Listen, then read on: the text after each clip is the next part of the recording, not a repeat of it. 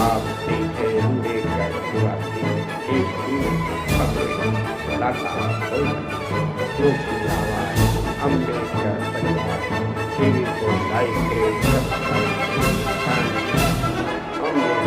परिवार जिंदाबाद जिंदाबाद जिंदाबाद जिंदाबाद। सब लोग शांति बनाएंगे, अपने अपने स्थान पर बैठ जाएंगे और मैं चाहूंगा कि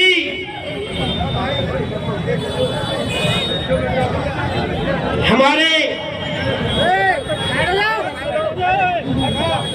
बाबा साहब डॉक्टर अम्बेडकर और मान्यवर कांशीराम साहब के चित्रों पर बहुजन समाज पार्टी के राष्ट्रीय कोऑर्डिनेटर हृदय सम्राट युवाओं के भाई आकाश आनंद जी पुष्प अर्पित करेंगे।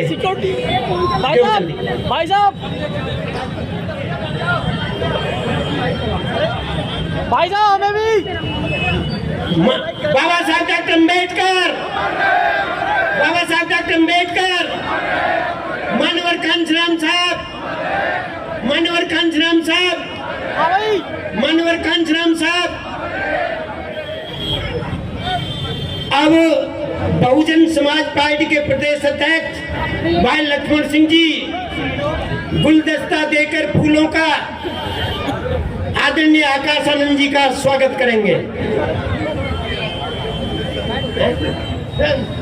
माननीय नितिन सिंह जी भी जो हमारे केंद्रीय कोऑर्डिनेटर हैं, दोनों मिलकर के स्वागत करेंगे गुलदस्ता देकर।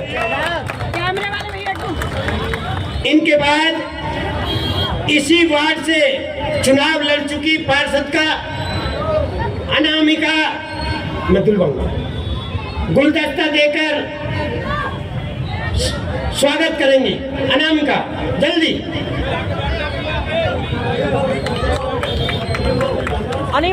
और साथ ही इस क्षेत्र से उम्मीदवार भाई लाल सिंह जी भी गुलदस्ता देकर स्वागत करेंगे।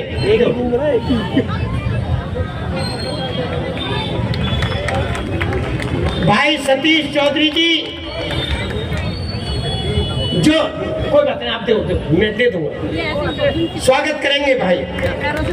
अब हमारे नौजवान साथी भाई विकास और स्वाति दोनों माला लेकर के चलिए अपनी टीम के साथ स्वागत करें। जल्दी, देर नहीं करेंगे। भूपेंद्र भी आ जाएंगे साथ में और जिला प्रभारी राम मोहन जी भी मंच पर आ जाएंगे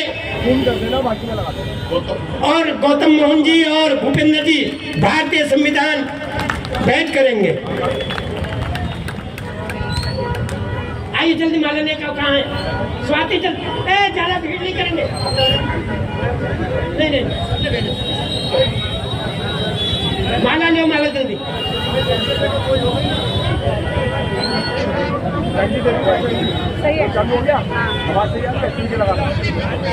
युवाओं के हृदय सम्राट बहुजन समाज पार्टी के राष्ट्रीय कोऑर्डिनेटर भाई आकाश आनंद जी जिंदाबाद जिंदाबाद। भाई आकाश आनंद जी, भाई आकाश आनंद जी, भाई आकाश आनंद जी, भाई आकाश आनंद जी।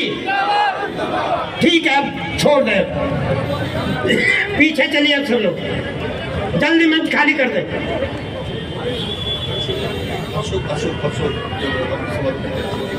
और अशोक अम्बेडकर हो गया। अशोक अम्बेडकर जी आप आइए जल्दी। भाई आकाश आनंद जी, भाई आकाश आनंद जी।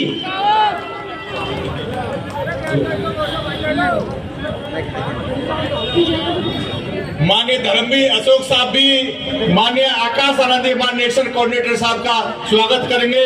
माननीय धर्मवीर अशोक साहब ताली स्वागत करें। माननीय धन्यवाद साथियों, धन्यवाद।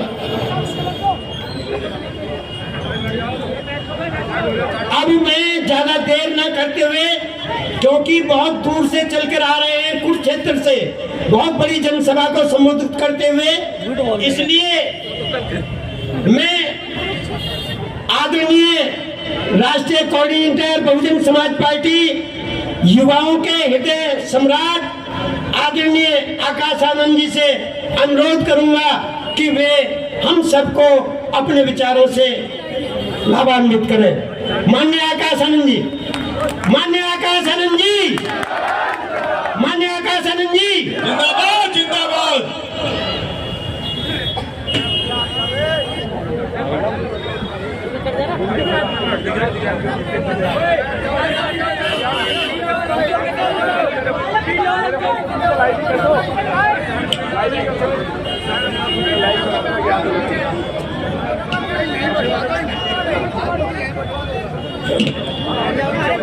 साथियों, कौन है ये भाई? आज ये निकालो यार। दिल्ली प्रदेश के गोकुलपुर विधानसभा में मौजूद मेरी सभी माताएं, बहनें, बड़े बुजुर्ग और उनके साथ साथ आज यहाँ इतनी बड़ी संख्या में शामिल हुए मेरे सभी युवा साथियों, जिन्होंने अपने दिन में से इतना कीमती समय निकालकर हम सबको आज यहाँ सुनने आए, आप सभी का मैं तहे दिल से धन्यवाद करता हूँ।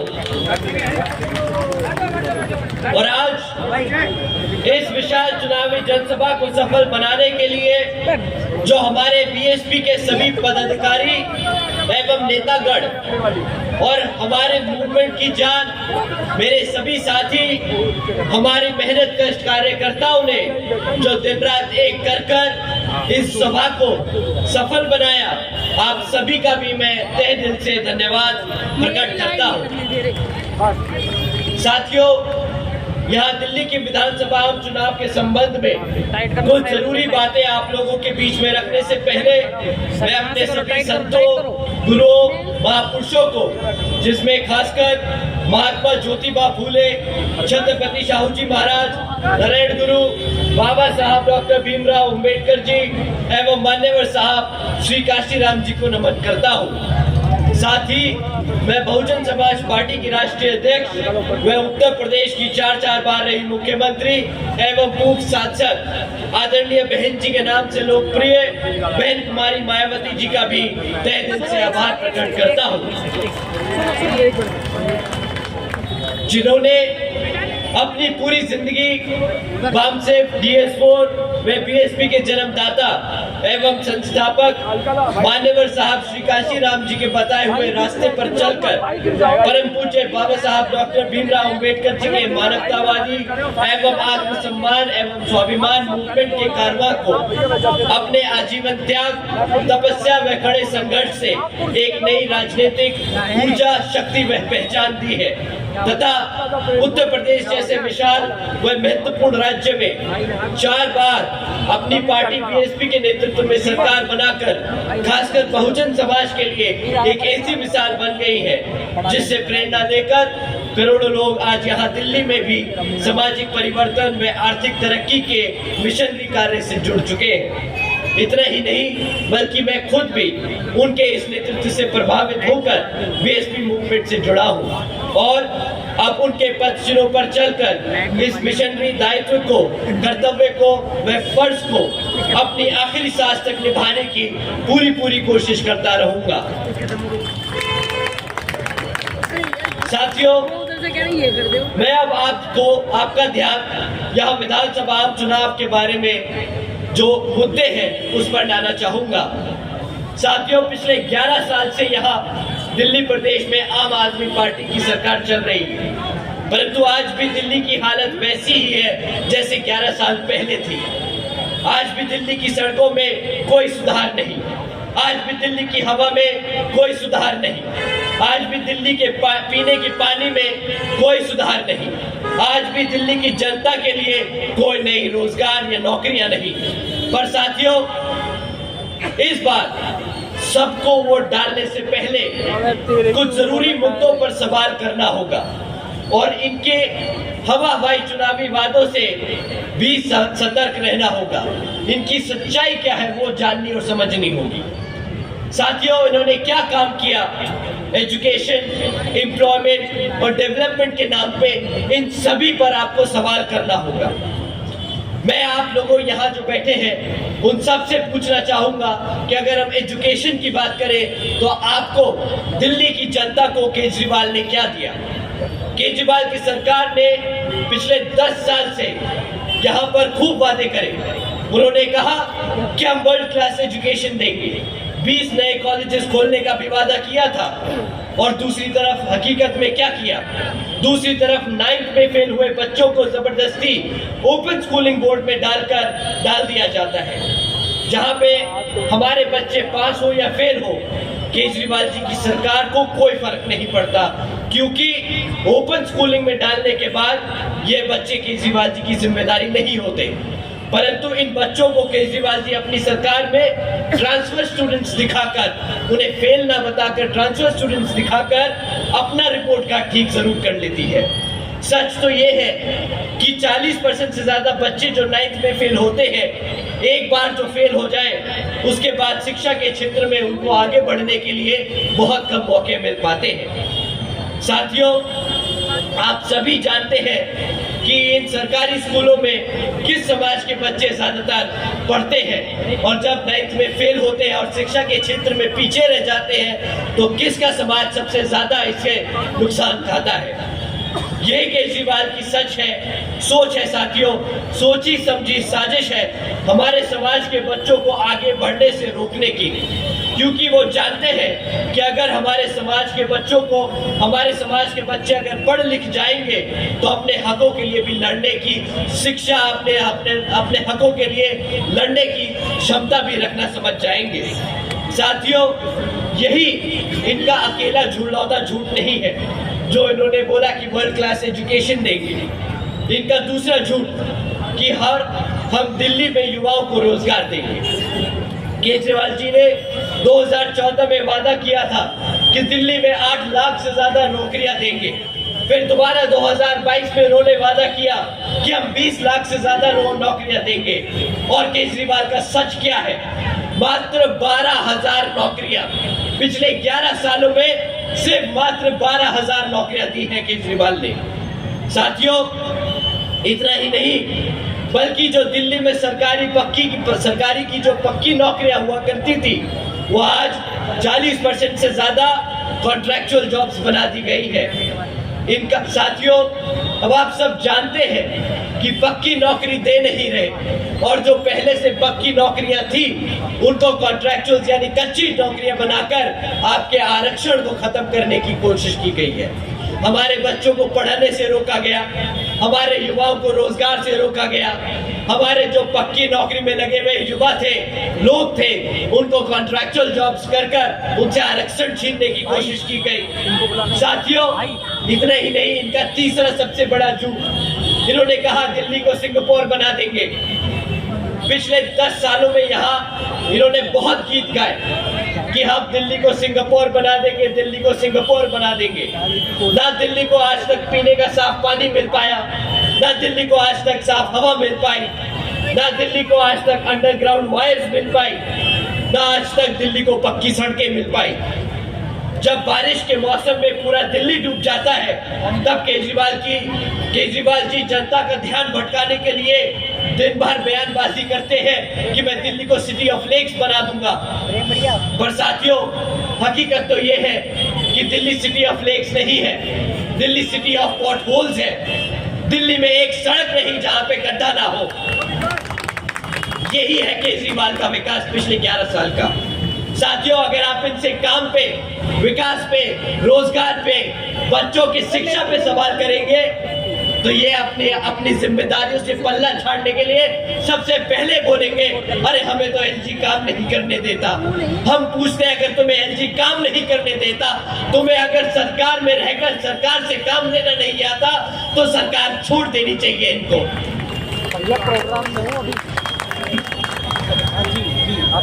साथियों, केजरीवाल जी ने तो इतनी लंबी फेंकी थी, उन्होंने तो ये भी कहा था कि मैं तो यमुना को भी साफ कर दूंगा अगले 5 सालों में, और फिर मैं पूरे दिल्ली वासियों के साथ यमुना में डुबकी लगाने जाऊंगा। और आज आप सब जानते हैं यमुना का क्या हाल हो रखा है। इतना ही नहीं, केजरीवाल जी ने तो ये भी कहा था कि भाई बहुत गर्व से बताते हैं कि मैं एक सीए हूँ, मैं एक रिटायर्ड IRS ऑफिसर हूँ, मुझे हिसाब किताब आता है। तो केजरीवाल जी आज दिल्ली 31 साल में पहली बार आपकी सरकार के दौरान क्यों घाटे में चल रही है? जनता को जवाब चाहिए आपसे। साथियों, इन्होंने सिर्फ एक वादा पूरा किया, मुफ्त में बिजली देने का, परंतु उसका सच भी मैं आप लोगों के सामने रखना चाहता हूं। वो 200 यूनिट बिजली जो केजरीवाल ने मुफ्त में दी, उसकी कीमत मात्र 200 रुपए महीना है। और मैं जानता हूं मेरा समाज इतना पढ़ा लिखा है और इतना काबिल है कि केजरीवाल के सामने 200 रुपए के लिए भीख में हाथ तो नहीं फैलाएगा। बताइए मेरे साथियों, फैलाओगे हाथ की नहीं? साथियों, परंतु पूरी दिल्ली ने हाथ फैलाया और इसकी कीमत भी आज दिल्ली चुका रही है।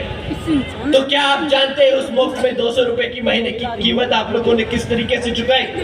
आपने चुकाई ना शिक्षा लेकर, आपने चुकाई ना साफ पानी लेकर, आप लोगों ने चुकाई ना साफ हवा पाकर, आपने चुकाई अपने बच्चों के लिए ना नौकरी पाकर। साथियों, ना मिल पाया हमारे को इस सरकार से कोई ढंग का SC OBC समाज का नेता। हमने रोजगार, नौकरियां, पानी, हवा, शिक्षा सब गवाया, बदले में हमें तो एक नेता भी ना दे पाया आम आदमी पार्टी। साथियों, सिर्फ बदले में हमें पिछले 11 सालों में एक भ्रष्ट सरकार, एक भ्रष्ट मुख्यमंत्री और एक भ्रष्ट पार्टी मिली है।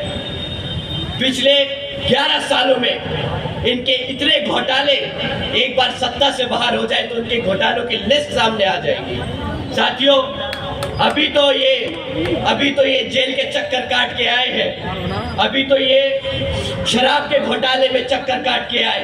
इन्होंने कहा था मोहल्ले, गली गली, मोहल्ले मोहल्ले में स्कूल, चिकित्सालय खुलवाएंगे, पर खोला क्या? ठेके। ये है केजरीवाल की असली नियत, और सुप्रीम कोर्ट ने सही किया इसके साथ, उठा के जेल में ठोक दिया पूरी सरकार को। साथियों, अभी तो सिर्फ शराब के घोटाले में अंदर गए हैं, अभी एक बार सरकार से निकल जाने दो इन्हें, फिर मोहल्ला क्लिनिक के घोटाले भी खुलेंगे इनके। सरकारी स्कूलों को जो ये औने पौने दामों में इन्होंने हमारी सरकार के, हमारे टैक्स पेयर के पैसे ऐंठे हैं सरकारी स्कूल के नाम पर, वो घोटाला भी अभी इनके सामने खुलेगा। यमुना नदी को साफ करने का जो पैसा ऐंठा है, उसका घोटाला भी इनका सामने आएगा। फिर देखना पूरी की पूरी सरकार फिर से जेल में होगी। साथियों, इस देश में केजरीवाल से बड़ा कोई भ्रष्ट नेता नहीं और आम आदमी पार्टी से बड़ी कोई भ्रष्ट पार्टी नहीं। साथियों, जब दोनों डिप्टी CM और CM दोनों जेल में थे, ये चाहते तो डिप्टी CM और CM दोनों OBC और SC समाज से बना सकते थे, परंतु वैसे तो कहने को ये बाबा साहब के बहुत बड़े अनुयायी हैं, बहुत बड़े भक्त हैं, बहुत ज्यादा मानते हैं, परंतु जब इनके पास मौका था, जब ये दोनों जेल में थे, इनके पास मौका था कि SC और OBC समाज से किसी को तो डिप्टी CM और CM बना दे, परंतु किसको बनाया इन्होंने? बताइए किसको बनाया इन्होंने CM? आपके समाज में से किसी को बनाया? पता चल गया गद्दार कौन है? गद्दार कौन है? गद्दार कौन है? गद्दार कौन है? साथियों, सच तो ये है कि केजरीवाल खाली गद्दार ही नहीं, देश का सबसे बड़ा दलित और पिछड़े समाज का विरोधी है। साथियों, आज मैं आप सबके बीच में कहता हूं, केजरीवाल SC OBC विरोधी है, आरक्षण विरोधी है, बाबा साहब विरोधी है, क्योंकि ये वो केजरीवाल की ही पार्टी है जिसने सुप्रीम कोर्ट में SC ST रिजर्वेशन में सब क्लासिफिकेशन की याचिका लगाई थी। और साथियों, मैदान में तो केजरीवाल के साथ साथ बीजेपी और कांग्रेस भी है, परंतु आप इनके झूठे वादों से सावधान रहिएगा। बीजेपी और कांग्रेस दोनों की सरकारें कई राज्यों में चल रही हैं, और अगर आप इनसे इनके काम के बारे में पूछेंगे यहाँ पे तो बहुत लंबे चौड़े वादे करेंगे आपसे, परंतु आप इनसे इनके काम पूछेंगे, भाई दूसरे सरकारों, दूसरे राज्यों में तो इनकी सरकारें चल रही है, वहां पे क्या काम किया, तो इनके पास सिर्फ और सिर्फ मुंह पे चुप्पी साधने के अलावा और कुछ नहीं होगा। इन्होंने एक काम नहीं किया आपके समाज के लिए। ये अगर बोल सकते हैं तो सिर्फ बोलेंगे हमसे मुफ्त में राशन ले लो, हमसे मुफ्त में बिजली ले लो, हमसे मुफ्त में पैसा ले लो, पर कभी भी आप लोगों को मुफ्त में शिक्षा देने की या आपको मुफ्त में रोजगार देने की बात नहीं करेंगे। हमारे सभी यहाँ पे माँ बाप जानते हैं कि यहाँ पे सरकारी नौकरी लेने के लिए ये लोग कितनी कितनी घूस खाते हैं। यहाँ पे ईमानदारी से बच्चा अगर पेपर पास कर नौकरी में नंबर लगाने पहुंच जाए तो उसको नौकरी नहीं मिलती। पहली बात कि पिछले 10 सालों में इन्होंने तो कोई रोजगार दिया नहीं।